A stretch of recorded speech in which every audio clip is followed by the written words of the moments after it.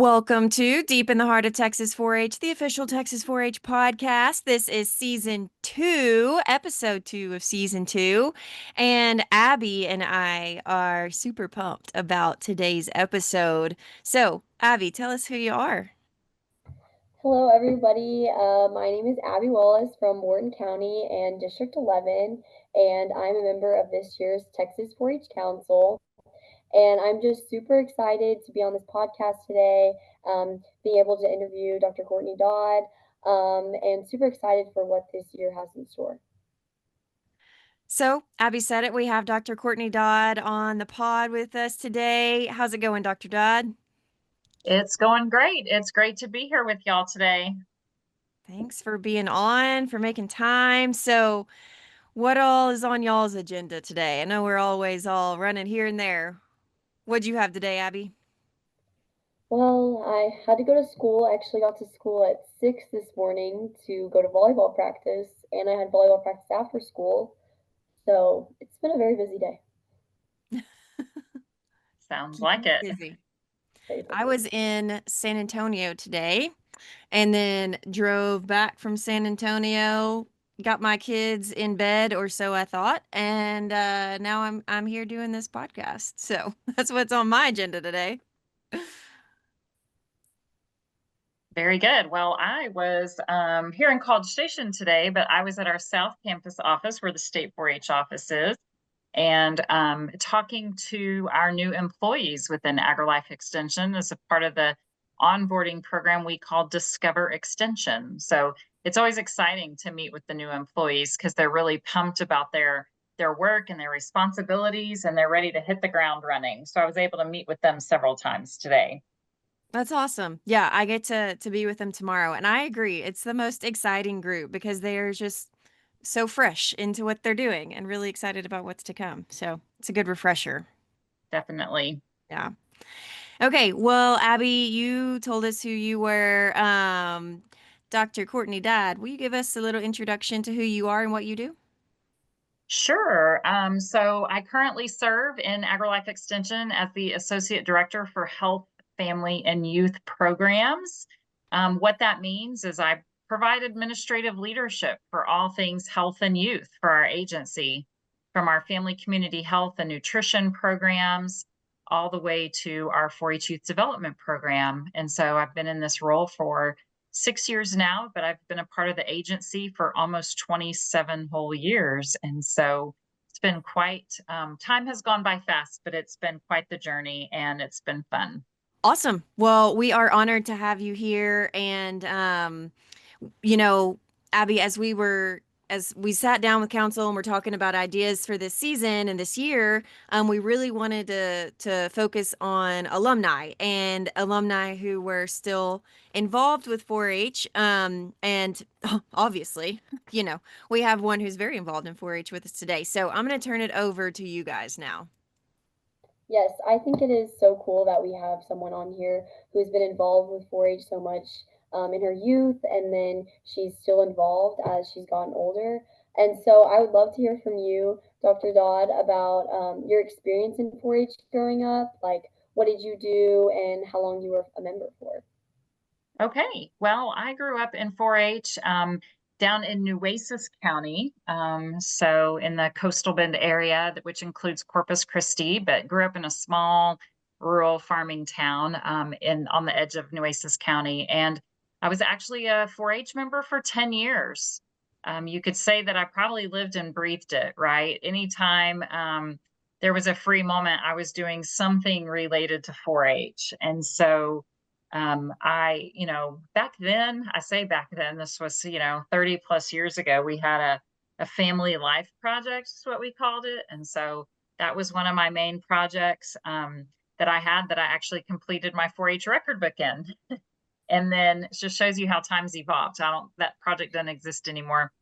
But I was very heavily involved in food and nutrition, and fashion, the fashion show and things like that. Did a lot of public speaking, always did what we call now an educational presentation with my sister or friends. And then I also, obviously, leadership was a big part of what I did. And then I raised sheep and I raised turkeys. So got into the livestock side of things too. And so where I grew up in our county livestock show, you were allowed one animal, one entry, and that's it. And so you had to choose. And so, I did turkeys for a long time, dabbled into sheep, and then finally went back to turkeys to end out my 4-H career just because I thought at the time they didn't take as much time and attention, but I've learned as an adult and a 4-H mom that may not be the case. But it's just what worked best for us. So those are the things that I did. Our county 4-H program had an ambassador program at the county level. So leadership ambassadors, and we would do lots of events representing 4-H around the community. And we wore green jackets for that. So I know you being on state council, you're familiar with the green jackets, but we had those at the county level. And then obviously, I think I said, served on county council, and then was a district council officer for a year. So that's a summary of what I did, but loved every moment of 4-H. Wow, that's such a cool experience. And it seems like you were involved with so much through your 4 H career. And it's pretty cool that you were also from the Corpus area in District 11, which I'm also in District 11. So I think that's pretty cool. Um, I have to say, through all these things that you got to experience, what do you think is the most valuable thing that you learned that kind of has helped you in your career now, which is now still in 4 H? Yeah, I think that it doesn't matter what you do in 4-H, you learn like what it means to be a leader and you learn the value of following through. So I really feel like 4-H taught me that if you say you're going to do something, you need to do it, right? Because there were so many times I served as like a club officer, county council officer, or as I mentioned, an ambassador. There were so many different projects we worked on. And so, when I reflect back on that, I really attribute knowing that you follow through and do what you say you're going to do. Because I attribute all that to 4-H because we did so much and there were so many projects you had to work on and so much just follow through, whether it was phone calls, back then we made lots of phone calls to people. And so that's really what I think I learned the most as a youth that has helped me now because I think sometimes we have to create a sense of urgency for things that we want to get done, especially when you're in a leadership position or you're trying to move an organization forward. And so if you say you're going to do something, you need to get it done, not wait till next week, not wait till next month or next year. I mean, you can have short-term goals and long-term goals, but it's really important to lead people through the goal and getting things done. I also think that going along with that, it's important what I learned and what my parents taught me and what 4-H gave me the experience in is don't commit to something if you know you can't do it or you're not going to be able to follow through. So that really goes hand in hand with the whole follow through lesson that I learned in 4-H because there was a time where I could have run for state council, but I had other opportunities going on, like going to Texas Girls State and a few other things with church camp. And my parents sat me down and they said, if you want to run for state council, these are the dates that you have to hold on your calendar. And so you're going to have to say no to these other things. And I said, no, I don't want to give those other things up. So I never even considered state council, even though deep down it was something I wanted to do. But at the same time, I wanted to do all those other things. So that was a huge lesson in don't commit to something if you know you're not going to be able to follow through. And I've really tried to teach that to my children. There was one year where, I mean, they're still in 4 H, but there was one year where they did not run for a club office position because I was like, I don't know that we can commit to it and we're not going to commit to it and then not do it. So that has been a life lesson in work every day. If I say I'm going to do something, I'm going to make sure I do it. Sometimes there's reasons why we can't get things done. Maybe a hurdle came or the plan changed. But anyway, sorry, that was kind of a long drawn out answer, but that's very No, important to me. That was such a good answer and like outside of the box, I think, because we get, the other things that are important too, but teamwork and dedication, we hear those a lot. So the follow through is really good and unique, I think. yeah, Thanks. And a I lesson that I need to learn every day over and over again, I think so. Y'all do. It's a daily struggle. I said I was going to do this. I need to do it. Yeah, I totally agree. It was such a great answer, and I like related to that so much because I'm going through like the same thing right now with making decisions about being on. I had to make the decision about being on Texas 4-H Council and knowing that it would affect other things like the sports that I'm in, and it's really hard to like find that balance. So it was great to like hear that from someone else and know that everybody's feeling the same thing too. For sure. Yeah. So I have another question kind of to pivot a little bit from your 4-H career, but getting into your job, when did you know that you wanted to be a county extension agent, and was it expected to like what you expected it to be? Yeah, that's a good question. Having grown up in extension, I mean, I say back when I grew up, there were two people you called when there was a problem. It was your pastor or your county extension agent. And so we were very ingrained in the extension system growing up. And I knew that I wanted to do something working with children, but I had no idea what that was. And never throughout my 10 years of 4-H and my first 3 years of college did I ever even think about extension or even realize that it was an option for me. So I got a degree in child development, well, family consumer sciences with a major in child development. And that degree was very, very geared toward working in a child development center, working at early child care center, a daycare. And I knew that's not what I wanted to do. And so it was in my last year of college that some extension agents from the area came and talked to one of my classes. And it was like the light bulb went off, or maybe turned on, I should say, that I could do that. Like, I know what extension agents do. I was in 4-H. This is what I'm going to do. It was just like immediate. So I decided to, well, in my degree plan, we had to do an internship at the university-based child development center. So I was doing that, and I was like, okay, I'm going to go try to intern with extension at a county office, just because I wanted to try to get my foot in the door. And I wanted to see the other side because I knew that there was probably a lot more to the job than just what I saw my extension agents do growing up. And so I did an internship and then became a county extension agent right after I graduated from college. And so that's really, I mean, I think what made me want to be an agent was just the realization that I could do it, that I had such passion for 4-H that I was like, oh, that's what I want to do. And I think I have to say that that goes along with just the impact that so many of my agents had on me growing up. Some of them are still in extension today.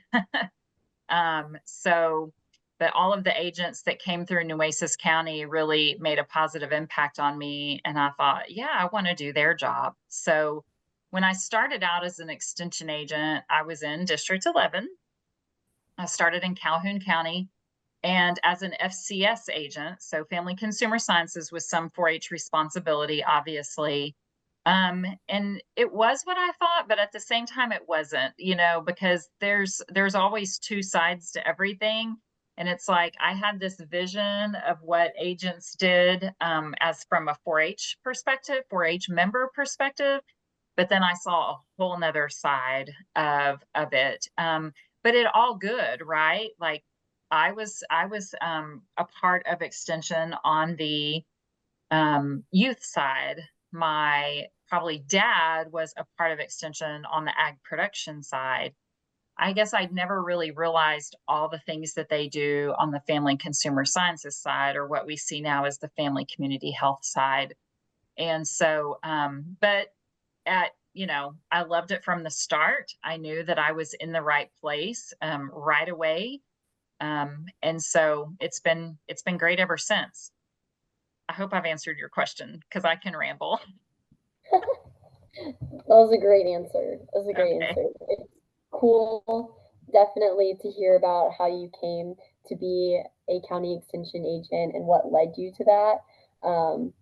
Definitely interesting. Just cool to hear about. Um, what made you decide to go into the career that you have now? You know, I think that sometimes opportunities just come your way. I am one though that doesn't just sit by and let things happen to me, right? I want to try to always give my best and work for the next best thing. And some people might frown upon that, and so like, oh, they're just in it for themselves.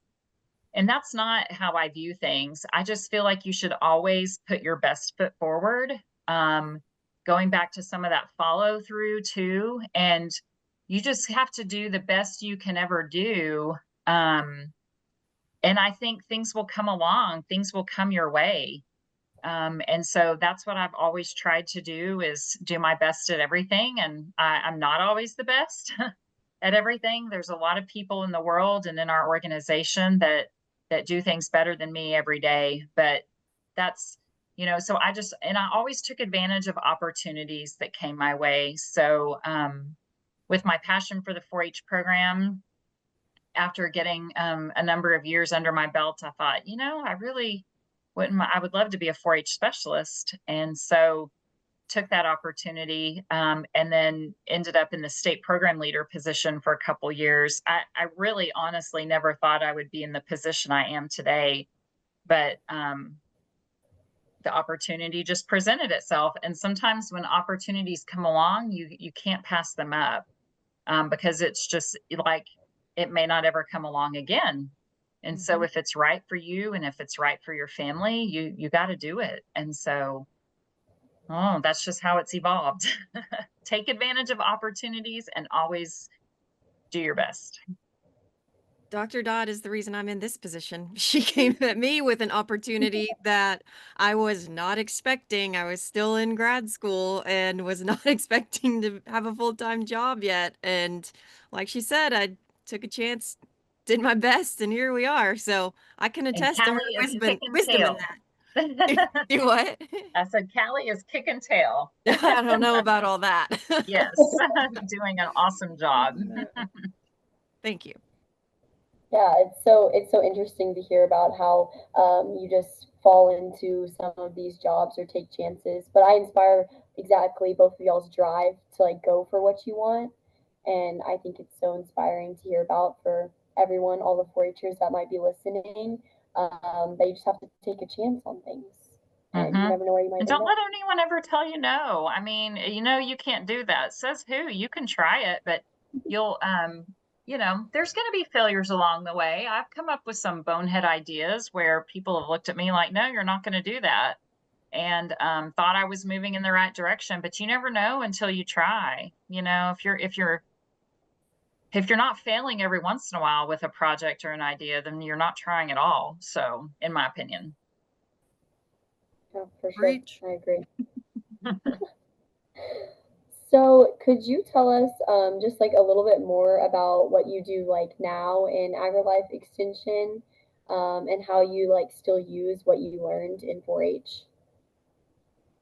Sure. Yeah. So now, as the associate director, it's a lot of big picture, high level administrative leadership for anything related to health and youth. And so there's multiple units within our agency, within AgriLife Extension, that I oversee. Now, not directly, like for the 4-H program, we have the state program leader, Dr. Williams, who oversees the day to day, but then he reports up to me. And I mean, I don't I certainly hope he would say I don't micromanage him on a daily basis, but just make sure guide and make sure things are moving in the right direction, make sure we're dotting our I's and crossing our T's. things like that. And so we have a family community health unit. We have the nutrition department in the College of Ag and Life Sciences. We also have the Ag Leadership Education Communications department in the College of Ag.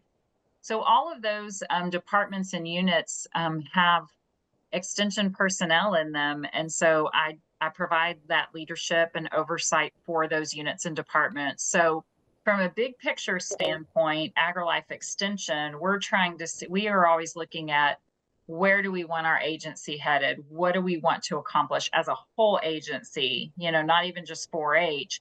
And so it's up to us on the administrative team to guide and direct and lead in that direction.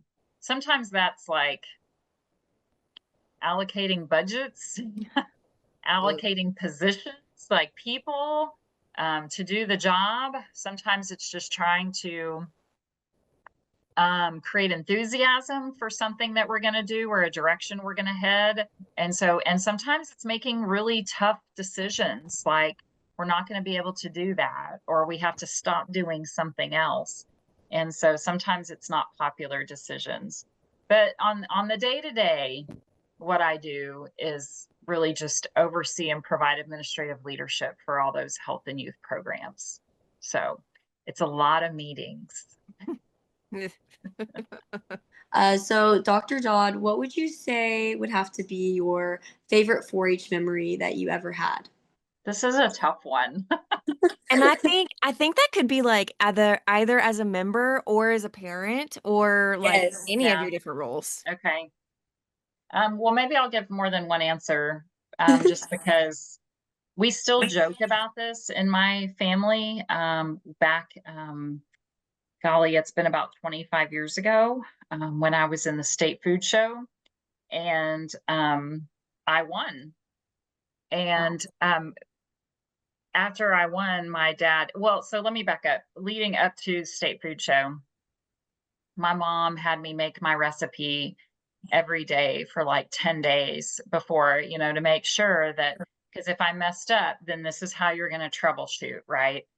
And so I did, and I was making a pumpkin roll back then. Like rules were different. Okay. So not the healthiest option with the whole cream cheese icing rolled up in there, but I did it and ended up winning.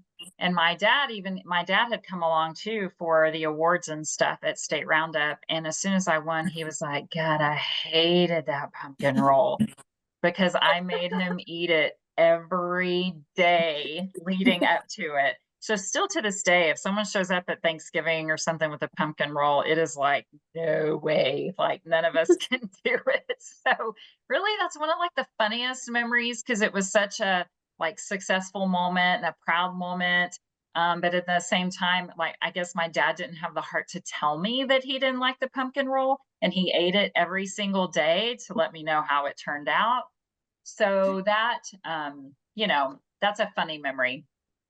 I think, you know, being a parent with two 4-Hers, two high schoolers, you know, there are so many memories, but some of the best memories are just seeing them succeed. I loved when like my son's team won state roundup, won that state food challenge and made it to nationals, got reserve national championship, because they overcame a lot, right? And they've won a lot, and when you win a lot, you know, people don't like that either. Let's just be honest, they don't like it when you're winning. And so that's another lesson my mom taught me. When you lose, you're gonna have a lot more friends than when you win. Learn that in 4-H. And so, anyway, but people don't see the blood, sweat, and tears that it's put into something, right? And so when it was time for them to go to state roundup, well, they didn't qualify. I don't remember what place they got, like 5th or 6th at district, and the top 4 went to state. Well, then other teams dropped out and we got bumped up. So it was like, okay, it's, you know, this is your chance. Like God is giving you a second chance at this. So it's up to y'all to make it happen. So it's really like a punch in the gut, but to me, it was the best thing that could have happened because then they went on to win at state. So anyway, I don't know. I always enjoy watching my kids succeed, and just have fun with it too. Because they do have fun with it. So those are some of my memories so far, as a parent. So it's all good. Wow. Those are such great memories, and it's cool that you got to experience them as like a 4-H member and being at state roundup, and then now you're getting to experience it with your kids, which is such a cool experience. Yeah, it is. It's a lot of fun. It's really different on this side of it though. Like, let me just add another thing in, like running a food challenge, is a lot of work. So all the work that Dr. Gardner puts into running all the food challenge contest is a lot of work because I've been there, and it'll make you lose some sleep. But coaching and parenting food challenge kids, it's harder, because you don't know what's coming at you, and you're trying to make sure you prepare. And so when they mess up, you take that personally, like, I failed to prepare you for something specific. So anyway, all right, Yeah. sorry.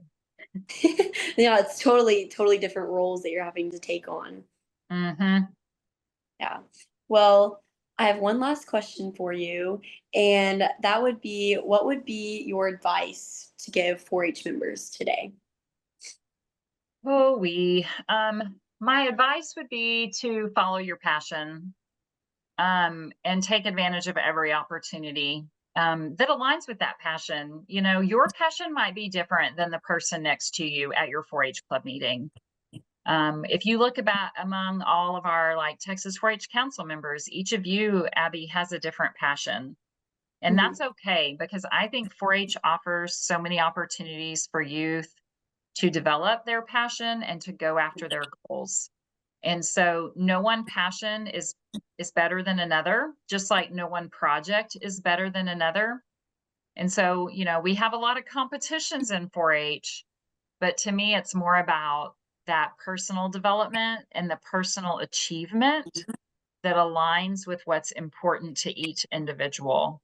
So whether it's STEM, like whether it's robotics, photography, whether it's raising livestock, whether it's cooking in the kitchen, whether it's fashion, like, it doesn't matter. And I know when I start naming projects, I'm going to leave a lot out, but it's really all about, how you're developing individually, how you're serving others, that it all aligns with your own passion. So that would be my advice. Follow your passion.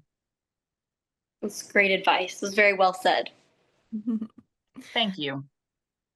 All right. Well, that's about all the time we have today, but thank you so much, Dr. Dodd, for being on. And while we were talking here, I just kept thinking, like, man, girl power here, we've got some women doing big things, and Abby, you're going to be one of them, so you're doing good things in your high school years, and you're going to keep achieving things. I just know it. So I just kept thinking, like, oh, look at the girls go. Um, That's right. Don't ever let anyone tell you you can't do something. that's right. Yes, ma'am. That's right. Well, before we let everyone go, just one reminder, I guess, this time, National 4-H Week is coming up in October. Make your plans now for celebrating accordingly.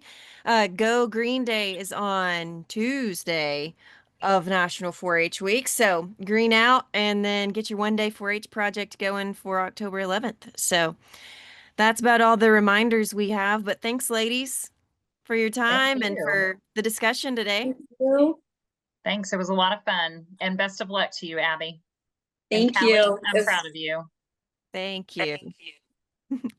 All right. We'll see y'all next time. Thanks.